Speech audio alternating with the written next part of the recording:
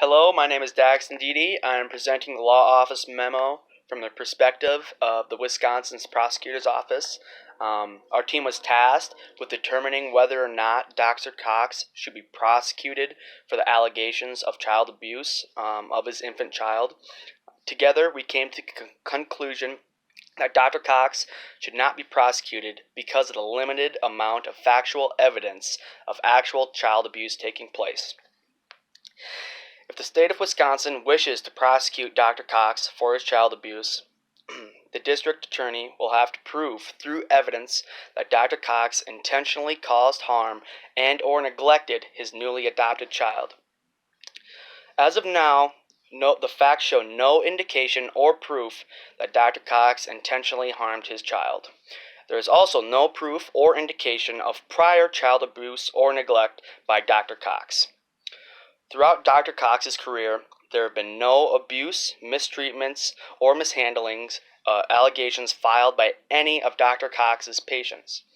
Dr. Cox also has had experience with child abuse and knows the signs and symptoms of neglect or harm, which is why he immediately brought his child in for medical care.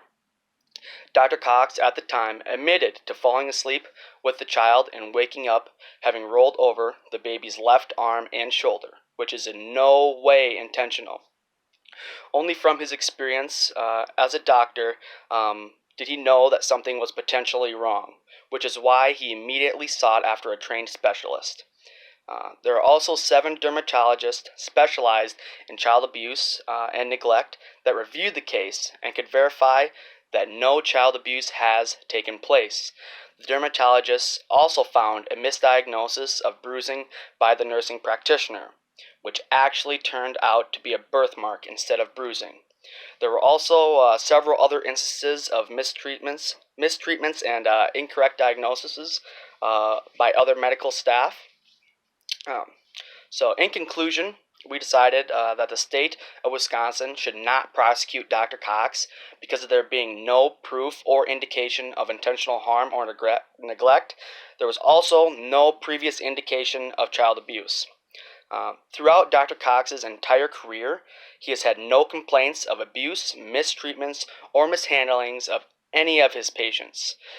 The fact of misdiagnosis and mistreatments by medical staff makes it exceptionally hard for the prosecutor to prove Dr. Cox guilty.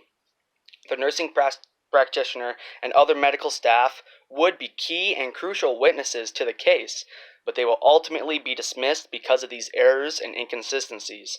Therefore, we decided that the state Wisconsin should not prosecute Dr. Cox for the allegations of child abuse. Thank you.